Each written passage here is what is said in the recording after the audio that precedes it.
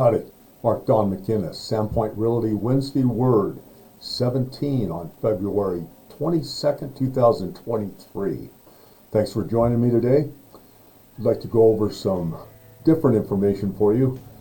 And with the general public still being concerned about the housing market crash, I'd like to show you some different figures that would indicate that we're still in a very strong market. It's not giving any indications whatsoever of crashing. So taking a look at these headlines that we're seeing, there's no confusion as to why any of us might be confused.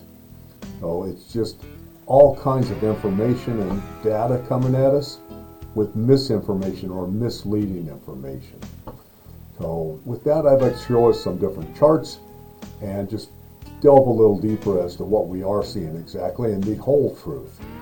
And do keep in mind that within any one area, nationwide or within the state, Sandpoint area, just even Sandpoint 83864, we've got at least a dozen niches within that area. So these are going to fluctuate a bit, although the trends will remain the same.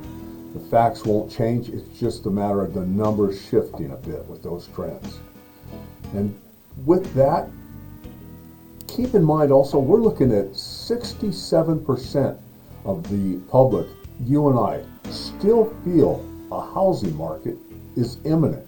And that's all due to this misinformation or incomplete information.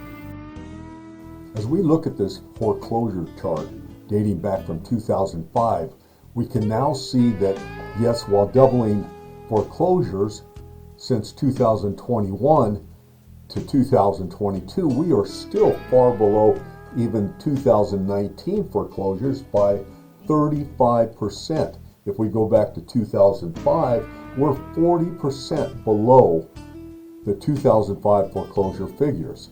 So even keeping in mind we had the moratorium for 2020 and a portion of 2021, our foreclosures are not indicating a tsunami. Our lending restrictions, rules are far different than the Great Recession of 2008, 2011, 12. And you can see we've had a steady decline in foreclosures since those massive years of 2009, 2010.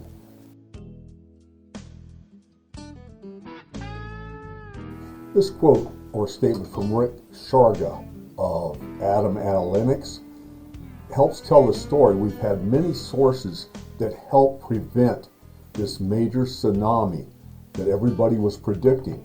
One of those being that the 8.4 million borrowers did not go into a tsunami, into the foreclosure. Even those that are remaining do not have a loss of equity that was experienced in 2007, 8, 9, and so forth. It is a different marketplace by a lot.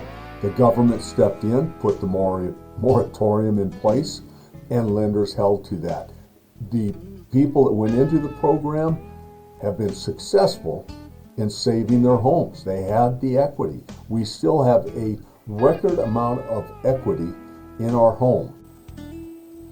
I was recently having breakfast with a good friend, hey Mike, and mentioned that at some point soon, these experts are going to need to start revising their predictions. They can't keep saying we're going to head to a crash when all the numbers are indicating something different.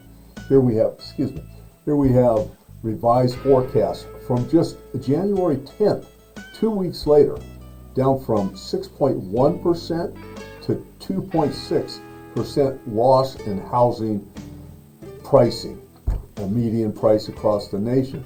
That's a big drop in a forecast over a 2-week period. And from there we can look also then at the statement stating that who would have believed that, going back to the old supply and demand takes precedence over most everything, supply and demand. We still do not have an inventory in the housing market. We also have all kinds of other figures and charts. Here's just a couple. We have the interest chart, where buyers fall with the different interest rates. Market's still very volatile. but we are down below the 7% mark. We tweaked it, we saw what happened. But we continue dropping down. We tweaked down below 6% and the market started picking up again. We're volatile, we're still bouncing around, but we're not in the buyer concerned area. It's limited, but it's right on the edge of being very good or a lot of interest. Okay, one last chart here, a quick one on interest. And it shows us from November of 22 dropping down to our what's close to 6%. It's bounced back and forth a little bit. Keep in mind the 7% was at the end of 2022 when we doubled interest rates from January of 2022. A record year never seen before of doubling interest rates. We're now at 6. That is a full percent below the 50-year average. Thanks again for joining me today. I know I stretched this out just a little bit more than I normally do, but I can't emphasize enough that you need the full picture of what's going on, not just a portion of the numbers or a chart. You need to see the full picture to develop your own opinion on what is going on. If you'd like further information or any numbers to a specific area, please do contact me.